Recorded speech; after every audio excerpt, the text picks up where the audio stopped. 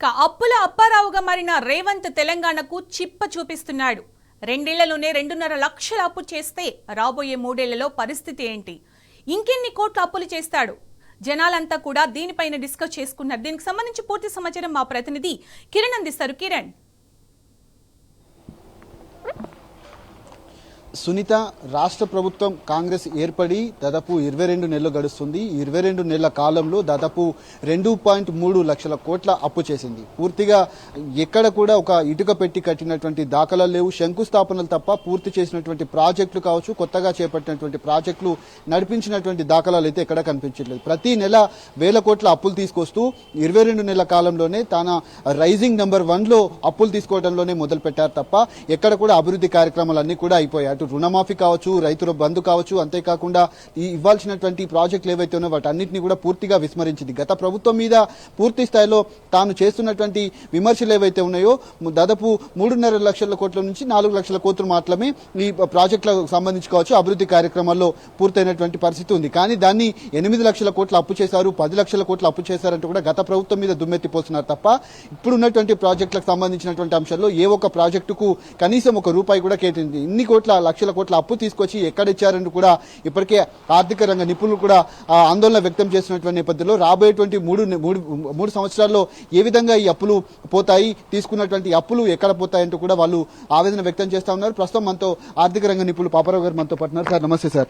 ఏంటి సార్ 22 నెలల కాలంలో దాదాపు 2.3 లక్షల కోట్లు అంటే మరొక 3 ఏళ్ల కాలంలో ఇది మరింత డబుల్ త్రిబుల్ అయ్యేటువంటి అవకాశాలు కనిపిస్తా ఉన్నాయి. కాంగ్రెస్ ప్రభుత్వ తీరుని ఎట్లా చూస్తారు? ఇన్ని వేల కోట్ల అప్పులు వస్తా ఉన్నాయి, కానీ ఎక్కడి నుంచి ఖర్చు పెడుతున్నారు, ఏం ఖర్చు పెడుతున్నారని మాత్రం ఇప్పటి వరకు అయితే ఒక లెక్క పత్రం అనేది లేకుండా పోతుంది. దీని మీద మీరేం చెప్తారు సార్? అంటే కాంగ్రెస్ ప్రభుత్వం అధికారంలోకి వచ్చిన తర్వాత అటు మొట్టమొదటి అసెంబ్లీ సమావేశాలను మొదలుపెట్టింది కేసీఆర్ గారు ప్రభుత్వం, లేకపోతే టీఆర్ఎస్ ప్రభుత్వం లక్షల కోట్ల రూపాయల అప్పులు చేసింది అని చెప్పి పవర్ పాయింట్ ప్రజెంటేషన్తో ఆ రోజు మొదలుపెట్టారు. ఆ రోజే దాన్ని అసెంబ్లీలో టీఆర్ఎస్ నేతలు కానీ వాళ్ళు కానీ ఎదుర్కొన్నారు. ఏంటంటే అసలు అప్పు ఎంత జరిగింది, మీరు చెప్తుంది అబద్ధపు సంఖ్య అనేది. సరే, అది అయిపోయింది చరిత్ర. తర్వాత కాలంలో అంతా ప్రచారం చేస్తుంది ఏంటంటే మాకు వచ్చిన ఆదాయం మొత్తం నెలవారీ వడ్డీలు కట్టడానికి అయిపోతుంది, టీఆర్ఎస్ ప్రభుత్వం చేసిన అప్పుల మీద 6-7 వేల కోట్ల రూపాయలు వడ్డీలు కడుతున్నామనే ప్రచారం చేసుకున్నారు. ఆ ప్రచారం కూడా ఈ మధ్య వీగిపోతుంది మెల్లమెల్లగా. ఓవరాల్గా ఈ మధ్య పార్లమెంట్లో మన మెదక్ పార్లమెంట్ సభ్యుడు రఘునందన్ రావు గారు అడిగిన ప్రశ్నకు బదులుగా మంత్రి గారు ఇచ్చిన జవాబు ఏంటంటే తెలంగాణ రాష్ట్ర అప్పు మొత్తం 3.5 లక్షల కోట్ల రూపాయలు కేసీఆర్ గారు దిగిపోయే నాటికి. ఆ 3.5 లక్షల కోట్ల రూపాయల్లో కూడా ఒక 70 వేల కోట్ల రూపాయలు సుమారుగా అది అంతకుముందు ఉమ్మడి రాష్ట్రం నుంచి వారసత్వంగా భాగంగా మన వాటాగా వచ్చిన అప్పు. అంటే అది కూడా తీసేస్తే 2.8 లక్షల కోట్ల రూపాయలు ఆ రోజు కేసీఆర్ గారి ప్రభుత్వం 2023 నాటికి చేసినటువంటి ఓవరాల్ అప్పు అది.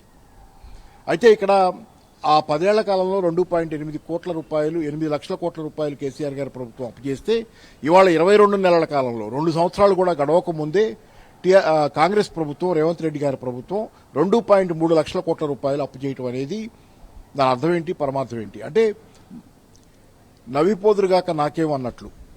అంటే సిగ్గు బిడియం వదిలేసినటువంటి ప్రభుత్వ తీరుగా ఉంది ఇది పూర్తిగా. ఎందుకంటే ఆ రోజు పవర్ పాయింట్ ప్రజెంటేషన్ కానీ నిరంతరంగా ఇప్పుడు కూడా రేవంత్ రెడ్డి గారి ప్రభుత్వం, కాంగ్రెస్ ప్రభుత్వం వచ్చి కేసీఆర్ని, టీఆర్ఎస్ని విమర్శించేది అప్పులు చేస్తుందని.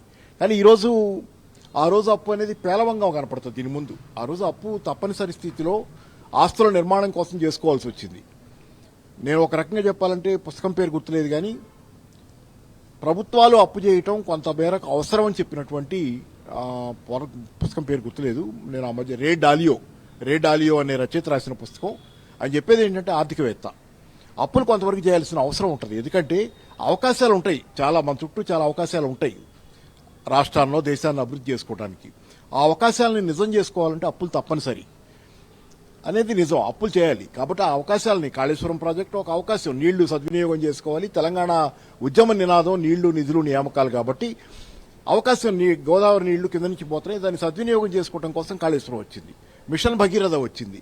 తెలంగాణ ఇంటింటికి నీళ్లు ఇవ్వడం కోసం బిందెలు పట్టుకుని ఆడవాళ్లు క్యూలలో నిలబడేది, లేకపోతే కిలోమీటర్ల తరబడి నడిచెళ్లే అవసరం లేకుండా మిషన్ భగీరథ, మిషన్ కాకతీయ, పాతకాలం చెరువుల్ని, కాకతీయ కాలం నుంచి వచ్చినటువంటి చెరువుల్ని అవి పూడికలు తీయటం ద్వారా చాలా పెద్ద ఎత్తున వ్యవసాయానికి వానలు లేనప్పుడు కూడా